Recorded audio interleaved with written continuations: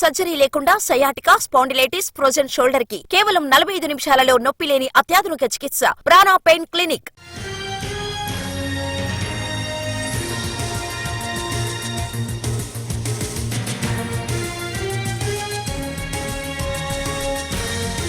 దండకారణ్యంలో మరోసారి ఎన్కౌంటర్ జరిగింది. ఛత్తీస్గఢ్లోని అటవీ ప్రాంతంలో భద్రతా దళాలు జరిపినటువంటి కాల్పుల్లో మావోయిస్టు అగ్రనేత రేణుక మృతి చెందింది. మావోయిస్టు పార్టీ ప్రెస్ ఇన్ఛార్జిగా ఉంది రేణుక. ఆమెపై 20 లక్షల రూపాయల రివార్డు ఉన్నట్టుగా పోలీసులు తెలిపారు. రేణుక ఎలియాస్ భానుది వరంగల్ జిల్లా జనగామ. ఎన్కౌంటర్ జరిగిన స్థలంలో రైఫిల్, ఆయుధాలు, మందుగుండు సామాగ్రిని స్వాధీనం చేసుకున్నారు. వారం రోజుల్లో 2 అగ్రనేతలను కోల్పోయింది మావోయిస్టు పార్టీ. బస్తర్ రేంజ్ లో ఈ ఏడాదిలో ఇప్పటి వరకు జరిగిన ఎన్కౌంటర్స్ లో 119 మంది మావోయిస్టులు మృతి చెందారు. ఈ ఉదయం 9 గంటల నుంచి మావోయిస్టులు, భద్రతా దళాల మధ్య కాల్పులు జరిగాయి. ఈ కాల్పుల్లో మహిళా మావోయిస్టు మృతి చెందింది. ఆమె మృతదేహాన్ని పోలీసులు స్వాధీనం చేసుకున్నారు. ఛత్తీస్గఢ్ అటవీ ప్రాంతంలో కూంబింగ్ కొనసాగుతోంది.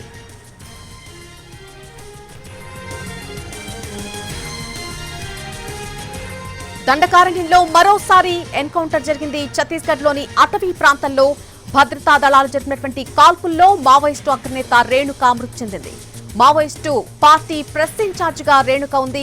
ఆమెపై 20 లక్షల రూపాయల వరకు రివార్డున్నట్టుగా పోలీసులు తెలిపారు.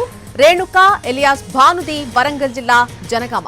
ఎన్కౌంటర్ జరిగినటువంటి ఆ స్థలంలో రైఫిల్, ఆయుధాలు, మందుగుండు సామాగ్రిని స్వాధీనం చేసుకున్నారు పోలీసులు. వారం రోజుల్లో 2 అగ్రనేతలను కోల్పోయింది మావోయిస్టు పార్టీ. ఇక బస్తర్ రేంజ్ లో ఈ ఏడాదిలో ఇప్పటి వరకు జరిగినటువంటి ఎన్కౌంటర్స్ లో 119 మంది మావోయిస్టులు మృతి చెందారు. ఈ ఉదయం 9 గంటల నుంచి మావోయిస్టులు, భద్రతా దళాల మధ్య కాల్పులు జరిగాయి. ఈ కాల్పుల్లో మహిళా మావోయిస్టు రేణుక మృతి చెందింది. ఆమె మృతదేహాన్ని పోలీసులు స్వాధీనం చేసుకున్నారు. ఛత్తీస్గఢ్ అటవీ ప్రాంతంలో ఇంకా కూంబింగ్ కొనసాగుతూనే ఉంది.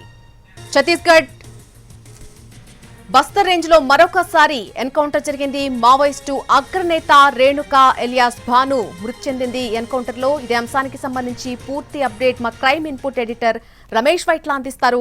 రమేష్ వైట్ల,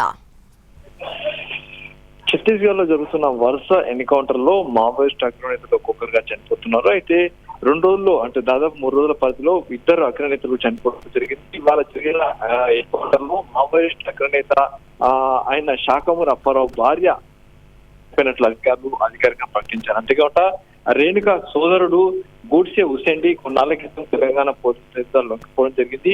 అయితే రేణుక మీద ప్రస్తుతానికి 25 లక్షల రూపాయల రివార్డు ఉన్నట్లు అధికారులు చెప్తున్నారు. ఇప్పటికైతే ఉన్న సమాచారం వరకు ఇవాళ ఉదయం దంతెవాడ సమీపంలోని బెల్మూర్ అనే ప్రాంతంలో జరిగిన ఎన్కౌంటర్ లో ఈ రేణుక చనిపోయినట్లు అధికారులు అధికారికంగా ధృవీకరించారు. రేణుక మృతదేహాన్ని తీసుకువెళ్లేందుకు కుటుంబ సభ్యులు ప్రస్తుతానికి అటు ఛత్తీస్గఢ్ కు వెళ్తున్నారు. అయితే రేణుక కొంతకాలం చాలా కాలం నుంచి కూడా అటు మావోయిస్ట్ పార్టీలో ఉంది. లా చదువుతున్న సమయంలోనే అటు ఆ మావోయిస్ట్ పార్టీలకు వెళ్ళడం జరిగింది. అక్కడ ఉన్న తర్వాత దాదాపు అగ్రనేత వరకు ఎదగడం జరిగింది. ఆ ప్రస్తుతానికి మావోయిస్ట్ ప్రింటింగ్ ప్రెస్ సంబంధించి ఇన్ఛార్జ్ గా కొనసాగుతున్నారు. అంతేకాకుండా ఆమె మెరుపు దాడులు చేయడం కావచ్చు, లేకుంటే దాడులు చేసే క్షణాల్లో అక్కడి నుంచి మాయమవడం కావచ్చు, లేకుంటే చాలా దాడుల్లో ఆమె కీలక పాత్ర పోషించినట్టు అధికారులు చెప్తున్నారు. అయితే రేణుక శాఖమూరి అప్పారావు సహచరిగా ఉన్నారు. శాఖమూరి అప్పారావు కూడా దాదాపు కొన్నాళ్ళ క్రితం అతను కూడా చనిపోవడం జరిగింది ఎన్కౌంటర్ లోనే. అయితే అప్పటి నుంచి కూడా ఆమె పార్టీ వీడి బయటకు వస్తారని చెప్పి ప్రచారం కొనసాగింది. కానీ అప్పటి నుంచి కూడా పార్టీలో ఉండిపోవడం జరిగింది.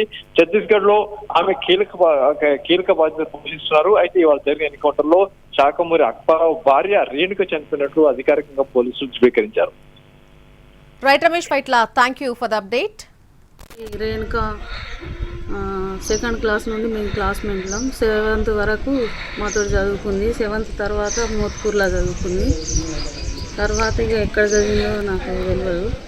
తర్వాత అల్పిరప్పుడు ఆమె అక్కడ లాయర్గా చేస్తుందని అన్నారు. తర్వాత మళ్ళీ ఇక అప్పటి నుండి వెళ్ళిపోయింది పార్టీలకు అన్నారు. అల్పిర్ తర్వాత చంద్రబాబు కాల్పుల తర్వాత వెళ్ళిపోయింది. నాతోటి రేణుక